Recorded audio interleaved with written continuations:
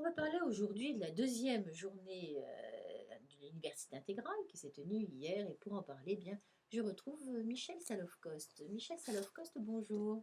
Bonjour. Alors, on va rapidement résumer le contexte de la création de cette journée intégrale par le club de Budapest. Alors les auditeurs fidèles savent un petit peu ce que c'est. Et il y a d'autres émissions qui sont sur le site de Voix contre Oreille.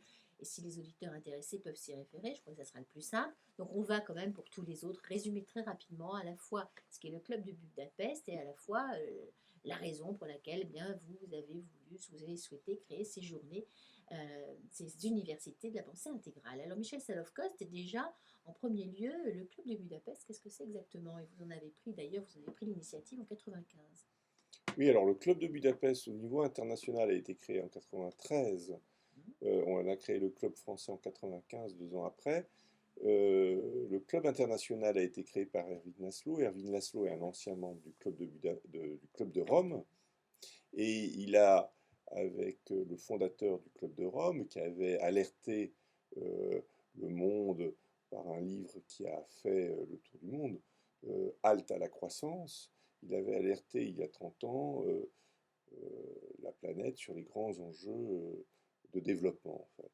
Il avait montré qu'en fait la croissance était conçue de manière économique comme une possibilité de développement infini, alors que la planète était limitée, et que donc automatiquement un jour les deux se croisaient et qu'à ce moment-là on avait une crise majeure. Et les faits leur donnent raison aujourd'hui.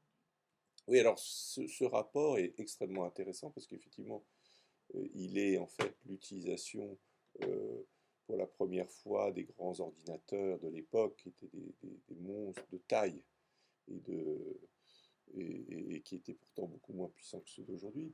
Mais enfin, à l'époque, on était tout content de les avoir et c'était tout neuf comme technologie.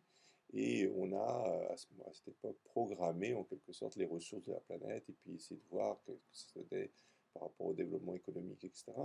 Et puis, effectivement, la grande nouveauté, c'est qu'on a vu, on a pu modéliser pour la première fois, d'une part la croissance, mais effectivement le choc que créerait la fin des ressources. Et effectivement, ce rapport, il est complètement d'actualité parce qu'en fond, je crois qu'une grande partie de la crise actuelle, si on sait la décoder au-delà de la crise financière et au-delà de la dimension économique au premier degré, c'est en fait le fait que souvent on a touché le plafond, non pas des ressources, parce qu'il reste encore environ 50% des ressources de la planète. Déjà remarqué, c'est remarquable, on a en 50 ans consommé plus de la moitié des ressources de la planète. Et nous sommes qu'un milliard sur les 5 milliards d'êtres humains, qu'un milliard d'êtres dans les civilisations avancées, développées, qui consomment vraiment. Malheureusement, les 4 milliards d'autres, ou heureusement, si on considère, sont des gens restés à l'état de société agraire, et donc avec une consommation bien plus faible que la nôtre. Donc il y a ce choc du moment où les matières premières, la production de matières premières croise la demande solvable. Et c'est ce qui s'est passé dans les pétroles il y a quelques mois.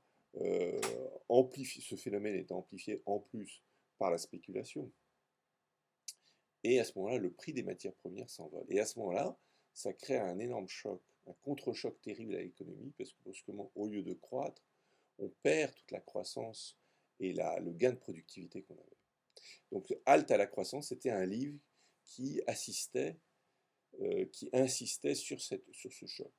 Et euh, le problème de ce rapport, Halte à la croissance, c'est qu'il était fait par des scientifiques pour des scientifiques. Et euh, les fondateurs du Club de Rome se sont dit, mais tiens, Erwin Laszlo étant un artiste aussi, étant un membre de ce club, mais étant un des rares qui était aussi artiste, ils se sont dit, pourquoi vous ne feriez pas, il était pianiste, ouais, un pianiste très célèbre, puisqu'il a fait le tour du monde entre 15 ans et 25 ans en tant que pianiste, c'était un enfant prodige en quelque sorte dans ce domaine. Et on lui a demandé, pourquoi tu ne ferais pas un autre club, mais beaucoup plus large que purement scientifique, avec des artistes, mais même avec des hommes spirituels un peu de toutes les traditions. Et et un espace de réflexion sur ces grands enjeux planétaires, mais qui ne soit pas purement scientifique, mais qui soit aussi artistique et spirituel. Et il a créé ça donc en 93. À ce moment-là, il est tombé sur mon livre dans une librairie alors qu'il voyageait en France, où je crois qu'un journaliste lui a parlé de moi, ou je ne sais plus très bien comment, et j'ai vu arriver Erwin Laszlo un jour qui a sonné à ma porte et qui m'a demandé, mais j'ai lu vos livres, est-ce que vous ne voudriez pas développer notre projet en France? Et je dois dire que son projet correspondait tellement à ce que moi-même j'écrivais dans les livres, qui était qu'il fallait prendre les questions planétaires dans un contexte mondial, et qu'il fallait s'attaquer à ces questions en profondeur, sensibiliser les différents peuples et les différentes populations sur ces enjeux, parce que à la fin, c'est une question citoyenne, de citoyens. Un homme politique dans ces domaines ne fera quelque chose que si les citoyens sont là pour lui dire de le faire. Donc, on a lancé le Club de Budapest en France en 1995, et ça a été dès le début un succès extraordinaire. Ça n'a jamais été, nous n'avons jamais voulu, c'est une ONG, c'est une association. L'enjeu n'est pas d'en faire un succès commercial. Mais dès le début, je me suis toujours dit, mais si ça avait été un produit, une affaire commerciale, c'était. Parce que sans aucun marketing, ça aurait été un grand succès commercial. Sans aucun marketing, rien, tout de suite, il y a eu une centaine de personnes qui se sont mis autour de nous. Tout de suite, il y a eu des débats extraordinairement vivants, etc. Et après, pendant environ 10 ans, on a fait ce qu'on appelait les soirées des amis, qui a été une occasion d'apprendre énormément. On a eu 3 soirées par an pendant 10 ans, donc une trentaine de soirées. On a parlé un peu de tous les grands enjeux planétaires. Et le 29 février dernier, vous avez lancé votre projet d'université intégrale. Alors, c'est ce nouveau cycle, c'est un cycle qui complète et prolonge et approfondit les soirées thématiques que vous organisez, donc, dont vous parlez, que vous organisez depuis 10 ans. Alors, hier, c'est la deuxième journée d'université intégrale. Et ce thème, le thème de la journée, c'était comment intégrer la pensée intégrale. Alors, c'est pareil, on a fait ensemble, Michel Salov-Kost, une émission entièrement consacrée à la pensée intégrale. Ça serait peut-être bien, elle est écoutable sur le site de l'émission Voix contre Oreille, mais ça serait bien peut-être de rappeler ce matin ce qu'est cette approche intégrale, parce que c'est peut-être une manière assez révolutionnaire d'envisager le monde. Alors, en quoi justement elle est, Michel Salov-Kost, révolutionnaire, cette manière de penser? Alors, je crois qu'elle est révolutionnaire sur 2, 3 aspects. Je crois qu'on a déjà évoqué effectivement, peut-être. Ah bah oui, puisqu'on avait fait déjà un compte rendu lors de la précédente. Voilà. C'est comme ça qu'on s'est connus d'ailleurs, je crois. Oui, alors quelles sont les caractéristiques? La première caractéristique qui fait qu'elle est une rupture par rapport à la pensée, disons, cartésienne, classique, c'est que il y a dans l'approche intégrale la volonté de ne pas aborder les choses uniquement sous l'angle rationnel, mental, scientifique, mais aussi d'associer, on dit le cerveau droit parfois, c'est-à-dire toute la dimension artistique, et aussi la dimension spirituelle. Il y a toujours eu dans l'approche intégrale cette idée de décloisonner, de transdisciplinarité, mais aussi d'associer à la fois l'angle spirituel, on dit aujourd'hui l'intelligence spirituelle, l'intelligence émotionnelle et l'intelligence rationnelle. Et de toujours mélanger et de toujours aborder les choses sous les 3 angles. Mais il y a d'autres caractéristiques. C'est aussi une pensée qui a tenté de faire, et plus que tenté, a construit des ponts entre la pensée orientale et la pensée occidentale, qui n'avaient jamais été faits jusque-là. Parce que les deux pensées se sont développées, les deux philosophies se sont développées comme deux pôles, mais pas comme deux réelles parties d'un dialogue. L'autre caractéristique, c'est que elle tente, au lieu d'opposer, d'intégrer. D'où le mot intégral, c'est-à-dire que, si vous voulez, beaucoup de pensées dans le monde se sont construites par opposition à, y compris, si vous voulez, les courants altermondialistes, par exemple, qui se sont faits contre. La pensée intégrale, c'est une pensée éminemment positive, pas positiviste, mais positive, dans le sens où elle cherche à célébrer dans chaque courant philosophique, dans chaque époque, dans chaque mode de pensée, ce qu'elle peut apporter. Et ça l'a amené à faire des cartographies très très larges de la pensée, très inclusives. Et l'idée, c'est d'être capable, comme un des grands penseurs de la pensée intégrale l'a dit, il n'y a aucune intelligence qui est suffisamment intelligente pour avoir 100% tort. C'est une sorte d'humour, vous voyez. Donc en fait, n'importe quelle pensée a un petit morceau de vérité. Donc c'est d'inclure cette partie de la vérité et de la mettre en tension avec toutes les autres formes de vérité. Et ce qui est très intéressant, c'est que vous vous appuyez sur l'ensemble des sciences et connaissances existantes, mais modernes et traditionnelles, occidentales et orientales, techniques et artistiques, médicales, sociales, spirituelles.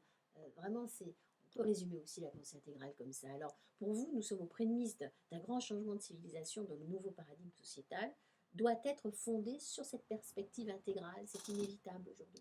Alors, je crois que le mot doigt, ça serait comme s'il y avait un papa qui disait, voilà, il faut que vous pensiez intégral.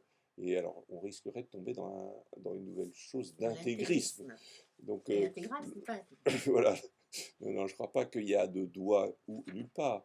Simplement, ce que je constate en tant que sociologue, c'est que, si vous voulez, aujourd'hui, un des grands enjeux planétaires dont on se rend compte, c'est l'unité dans la diversité. C'est qu'il n'y aura pas, pour le monde futur, une domination, et heureusement, d'un peuple sur un autre. Je crois que ça, c'est fondamental de bien le comprendre. Le futur, c'est pas une pensée unique. C'est pas la domination des États-Unis sur le reste du monde. C'est pas la domination d'une culture sur les autres cultures. C'est pas l'anglais contre toutes les autres langues. C'est au contraire le développement d'une diversité culturelle qui fait toute la richesse de l'humain. Donc, il n'y aura pas de pensée unique. Je pense que le futur, c'est la diversité des cultures. C'est fondamental. Il y avait une très belle phrase qui résume très bien ça. On demandait à Salvador Dali comment il voyait le futur. Alors c'était une émission futuriste avec des chaises Knoll, toutes en ultra moderne.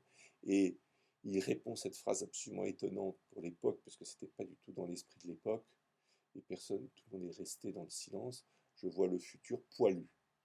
Mais moi aussi, je vois le futur poilu, je vois le futur dans la diversité, un extraordinaire foisonnement de richesse, parce qu'à la diversité passée, on va ajouter la diversité future de toutes les créations qu'on va faire. Donc, pourquoi la pensée intégrale est riche dans ce domaine? C'est parce que justement, c'est une pensée qui n'est pas exclusive, qui ne rejette pas l'altérité, mais qui s'ouvre à la diversité des altérités et des singularités. Et c'est en cela qu'elle est une nécessité du fait de cette caractéristique. Alors après, on peut l'appeler comme on veut, le mot n'a aucune importance, mais la pensée du futur, elle est obligatoirement une pensée ouverte, une pensée wiki, une pensée open source, une pensée partagée par l'ensemble de l'humanité, mais en même temps qui est poreuse à l'émergence et aux diversités. De la même manière, je crois que la modernité s'est beaucoup construite par rejet du passé. Or, le futur ne peut pas se construire sur le rejet du passé. Il doit s'enraciner dans toutes nos racines culturelles, quelles qu'elles soient. On a besoin de se nourrir de tout cet héritage du passé. Donc c'est aussi un apport de la pensée intégrale de reconsidérer notre passé, non pas comme quelque chose de dépassé, mais comme quelque chose qui vient nourrir notre futur. Je vous propose, Michel Salov-Coste, de retrouver celle qui a participé à cette journée intégrale hier et qui faisait la pause, je dirais les pauses musicales. Hein. C'est Anna Castera. Alors, on va l'écouter, elle va venir nous rejoindre dans quelques instants. Et justement, entre les intervenants, qui étaient assez prestigieux, puisque hier il y avait Thierry Gaudin, Erwin Laszlo était là, on pourra citer quelques-uns de ces intervenants, eh bien, elle était là, elle chantait, c'était plutôt des moments extrêmement agréables. On l'écoute. Parce qu'on a un problème, tout est basé sur les reportages. Si ça ne marche pas.